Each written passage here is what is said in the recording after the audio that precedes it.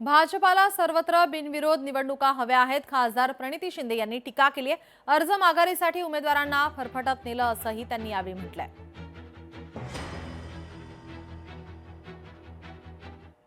ये तर भाजपकडे लाजिरवाणी गोष्ट आहे की कॅन्डिडेट्सच नाही आहे. जी काँग्रेस मुक्त देश बनवायचा प्रयत्न त्यांचा चाललेला, काँग्रेस युक्त भाजप होत आहे आणि त्यांना एवढ्या मोठ्या पक्षाला सगळं काही असून कॅन्डिडेटच नाही आहेत की ते आमची कॅन्डिडेट्स घेत आहेत. ह्याच्यावरून कळतं की त्या पक्षाची परिस्थिती काय आहे आणि ज्या पद्धतीत ते राजकारण करत आहेत. पैशाचा खूप मोठ्या प्रमाणात खेळ आणि अशा वेळेस मी खरंच मनापासून मी अभिनंदन करते त्या कॅन्डिडेटचे जे महाविकास आघाडीकडून लढायचा प्रयत्न करत आहेत.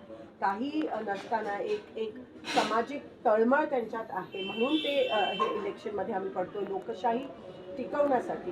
पण भाजप आता पूर्णपणे एक्सपोज झालं आहे. फरफटत लोकांना आणत होते, फरफटत त्यांच्या मर्जीच्या विरोधात फरफटत आणून दबाव आणि पैशाचा खूप मोठ्या प्रमाणात कुरूप खेळ त्या ठिकाणी चालू आहे आणि त्यामुळेच मला असं वाटतं हे वादावाद झालं आणि शेवटी बिनविरोध होण्यासाठी कोणाचा तरी जीव घेण्यात आला, मर्डर पडला. लोकशाही मराठी ऐका, पहा, जागरूक रहा.